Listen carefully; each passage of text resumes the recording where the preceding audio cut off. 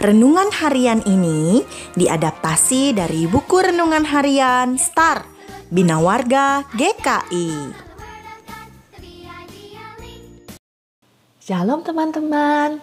Hari ini Lili ingin berbagi tentang bagaimana kita bisa menjadi berkat. Kenapa kita mau menjadi berkat? Karena Tuhan Yesus sudah begitu mengasihi kita sampai memberikan nyawanya di kayu salib untuk menebus dosa kita. Kita sudah menerima berkat, yaitu keselamatan kekal.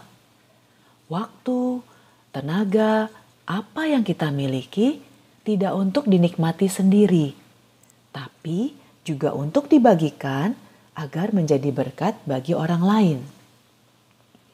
Firman Tuhan mengajarkan kepada kita bahwa ada dua macam berkat. Roti adalah bagian dari berkat Tuhan untuk memenuhi kebutuhan hidup kita. Benih adalah bagian dari berkat Tuhan untuk ditaburkan kembali sehingga menjadi berkat bagi orang lain. Mengapa kita harus menjadi berkat? Karena menjadi berkat adalah kehendak Allah. Tuhan menginginkan agar kita dapat menjadi berkat bagi orang lain seperti teladan yang diberikan oleh Tuhan Yesus. Bagaimana caranya kita menjadi berkat? Dalam melakukan apa yang kita perbuat sehari-hari. Kita menjaga perkataan, tingkah laku, melakukan perbuatan kasih, bersikap setia, dan menjaga kesucian. Kita mau mengorbankan waktu, tenaga, dan pikiran bagi orang lain. Kita mau memberi barang yang kita miliki. Yuk kita lihat contoh-contohnya. Berkata-kata dengan sopan, tidak ada kata kasar. Sikap hormat dan rapi menunjukkan kita anak Tuhan yang baik sesuai firman Tuhan. Mau membantu teman. Apakah ada teman yang tidak bisa menggambar, sulit menghafal pelajaran, atau tidak mengerti soal cerita matematika? Kalau Tuhan beri kita talenta di bidang itu, yuk kita membantu teman yang kesulitan. Salam saat bertemu dan pamit ketika pulang bertamu, menemani dan menolong orang yang lebih tua. Kadang orang tua sulit berdiri dan berjalan. Yuk kita gandeng dan ambilkan tongkat atau kursi untuk pegangan. Atau kita ambilkan minum atau makanan yang disukai. Kita bisa juga membukakan pintu atau membawakan barang kalau mama atau papa datang membawa banyak belanjaan. Teman-teman, apakah pernah punya makanan banyak sampai kekenyangan?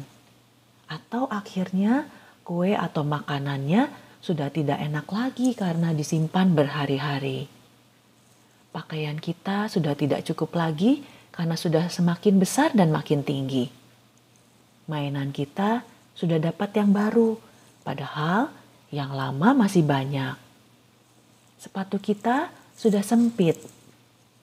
Makanan yang berlebih, mainan, pakaian, atau sepatu yang sudah sempit bisa kita berikan untuk orang lain yang memerlukan. Kita bisa berikan kepada ibu tukang sapu di depan rumah, bapak yang mengangkut sampah, atau satpam di depan pos jaga. Mungkin ada anaknya yang seusia dengan kita. Memberi ucapan atau hadiah kecil pada orang yang kita kasihi atau yang memerlukan perhatian juga bisa membuat hari mereka lebih cerah. Kartu ucapan yang dibuat sendiri atau beberapa kue kering yang dibungkus plastik dan diberi pita bisa membuat mereka sangat senang. Untuk opa, oma, atau orang tua di panti jompo, mereka akan merasa diperhatikan dan dikasihi. Yuk kita belajar ayat hafalan hari ini. Amsal 3 ayat 27. Janganlah menahan kebaikan dari orang-orang yang berhak menerimanya padahal engkau mampu melakukannya. Artinya, kalau kita bisa melakukan hal yang baik, harus kita lakukan. Tidak diam saja atau tidak peduli. Atau berpikir, biar nanti orang lain saja. Tuhan mau kita menjadi saluran berkat. Mari kita berdoa. Tuhan Yesus, saya percaya bahwa Tuhan senang jika saya membantu orang yang membutuhkan. Pakai saya ya Tuhan. Terima kasih Tuhan. Amin. Selamat menjadi saluran berkat teman-teman. Tuhan Yesus memberkati.